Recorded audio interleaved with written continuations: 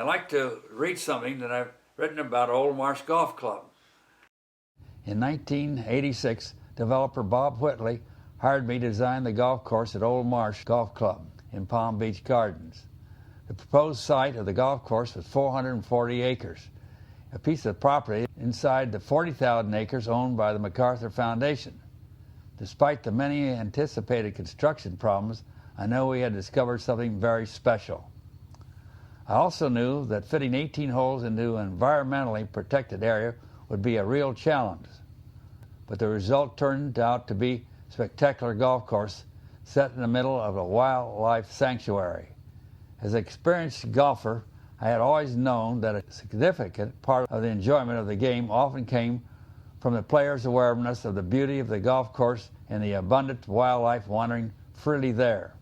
But first glance at the proposed site made me wonder whether a roaring lion might appear from deep in the high grass, since the marshland's rich vegetation and abundant species of wildlife reminded me of Africa.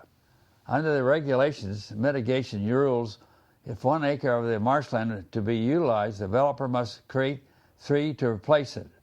At Old Marsh, approximately 10 acres of wetlands would be converted, so we had to come up with nearly 30 acres of man-made marshlands within the boundaries of the property.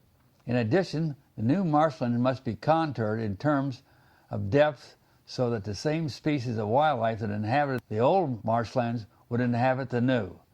Deep, medium, and shallow shells must be constructed to provide a variety of aquatic grasses.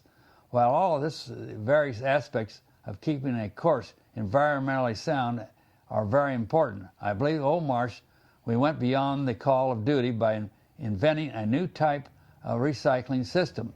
Not wanting golfers to walk out into the marshlands, tramping the grasses and looking for their golf balls, I designed a 6-foot wide moat at the edge of the border of the marsh.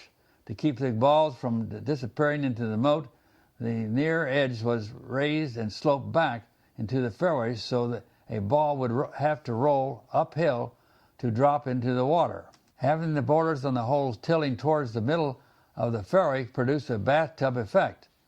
All the water from the rain and the sprinkling system drained towards catch basins buried in the fairways. These basins connected to a 10 by 10 cement enclosed basement, which housed a sump pump. When the water level in this basement triggered the float, it pumped the excess water through a 6-inch line to the irrigation lake.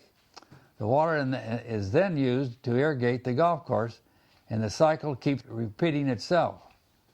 Chemicals used to treat the fairways and roughs never enter the natural marshes because of the runoff falls into these drains that lead back to the irrigation lake.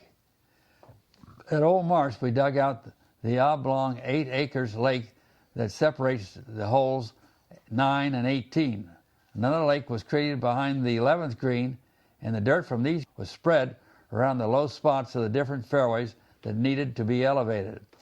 The course at Old Marsh was also a low profile with its greens. Being a little more than 2 feet above the water table, we had to make sure to follow USGA specifications precisely in order to provide a proper drainage. Many times an architect can actually improve the condition of the land when it is modified to build a golf course.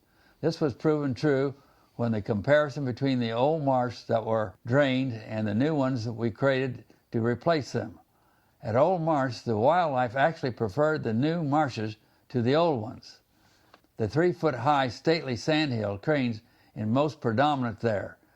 Ibis, egrets, blue herons, great white herons, endangered wood storks, bobcats, Florida deer, and even American bald eagles also inhabit the course. Since the native yellow-colored grasses grow fairly tall in the marshes and the elevation level and the land is low, Old Marsh has a look even ancient courses could envy. And while I'm extremely proud of the manner in which the golf course blends into the natural environment at Old Marsh, I believe there is a real tempo about the course that tests and measures the players. Old Marsh Golf Club became a certified Audubon cooperative sanctuary in 1998, and the natural setting on the course are among the game's most spectacular, with some tees on islands in the marsh, and flocks of snowy egrets congregating in the trees every afternoon. Old Marsh couldn't be more ideal or special. Not only do the untouchable wetlands edge on the club on three sides, but 20% of the community of 456 acres are marshland, so the wildlife found there is beguiling. The course at Old Marsh will always have an extra special meaning for me.